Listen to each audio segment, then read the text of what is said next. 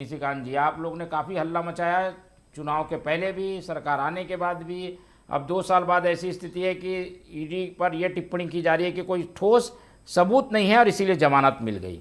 मोहन जी, आपको, बड़े भाई अनिल पुसतकर जी को, सादिक जी को, संजय भाई, सर्वप्रथम तो छेड़छड़ा की आपके माध्यम से पूरे प्रदेश को हार्दिक गाढ़ा गाढ़ा बधाई। देखिए, जमानत मिल जाना ना, जमानत मिलने से आप बरी नहीं जाते किसी अपराध से।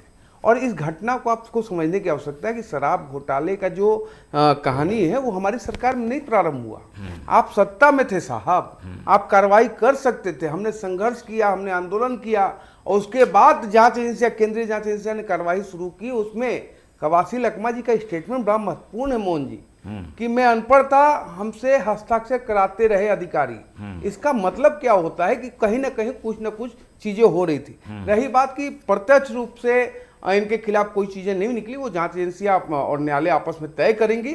और अभी जमानत मिला तो उसको एंजॉय करना चाहिए। लेकिन वास्तव में जो अनिल जी ने कहा, एक ये भावुक, लेकिन आप लोगों के आरोप भी तो ध्वस्त हो गए ना भाई, इसी आरोप के आधार पे तो केस हुआ है। कोई आरोप ध्वस्त नहीं हुआ है मोहन जी। इतना बड़ा सिंडिकेट चल रहा था, एक को बेल मिल गया, बाकी सब तो जेल में है ना। यहां तक कांग्रेस पार्टी के एक कार्यालय सुकमा का, वो भी एजेंसी जब्त करके रखी है। ऐसा नहीं है किस ग्राउंड पे बेल मिला आपने भी देखा, हमने भी देखा। लेकिन जो विषय उठा रहे थे हमारे बड़े भाई कि फलाना घोटाला, ढकाना घोटाला, उसमें ये इतना 1000 करोड़ रुपया घोटाला।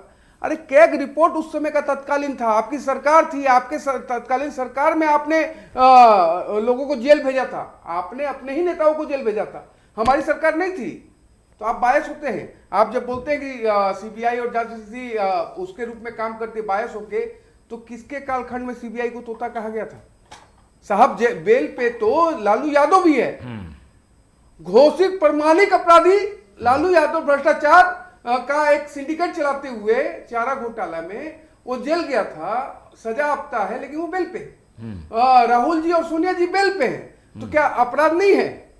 न्यायालय ने ये कहा कि अपराध नहीं है। लेकिन वास्तव में जो अनिल जी ने कहा, ये बहुत भावुक क्षण था पिता पुत्र का। और साथ ही जो चैतन्य भगल हैं, वो अपने जन्मदिन के दिन गए थे जेल, आज उनके पुत्र का जन्मदिन है, उस दिन को बेल मिला है, तो बहुत अच्छा एंजॉय करें। लेकिन एक विषय उठाता हूं मैं, जिस प्रकार से प्रदेश को 5 साल में संसाधन को लूटने वाले लोगों का, जिस प्रकार से आप वो रैली निकाल रहे हैं और ये जुलूस निकाल रहे हैं, जश्न मना रहे हैं, मुझे तो क्या लग रहा है मालूम, बेटा गिरफ्तार हुआ था और नेता रिहा हुआ है। ऐसा लग रहा है कि कांग्रेस पार्टी को और एक नेता मुबारक हो। लेकिन मैं पुनः अपने बातों पे कायम हूं, जांच एजेंसियों पर भरोसा करना सीखना चाहिए। ऐसा नहीं चलेगा कि जब आपके फेवर का परिणाम न्यायालय दे तो न्यायालय अच्छा, 10 सेकंड लूंगा, और जब आपके फेवर में परिणाम ना आए तो न्यायालय खराब, जब आपके फेवर में किसी स्टेट का चुनाव आ जाए तो चुनाव आयोग अच्छा, जब आपके अगेंस्ट में आ जाए चुनाव आयोग खराब। इस प्रकार से नहीं होता। मीडिया को आप गोदी मीडिया बोलते हो, तो सारे तंत्रों पर प्रहार करके आपने पाया क्या? बेटा जेल गया, किस कारण से गया? प्रमुख सिंडिकेट का प्रमुख इसी जांच एजेंसी ने बताया है, और सारे तथ्य हैं। व्हाट्सएप चैट से लेके पैसा, मनी लॉन्ड्रिंग से लेके सारी चीजें बताई गई हैं। न्यायालय जिस ग्राउंड पे इनको बेल दिया है वो एंजॉय करे, लेकिन ये अभी खत्म नहीं हुआ है साहब। चलिए, अभी खत्म नहीं आपको हुआ है, अभी फेस करना है।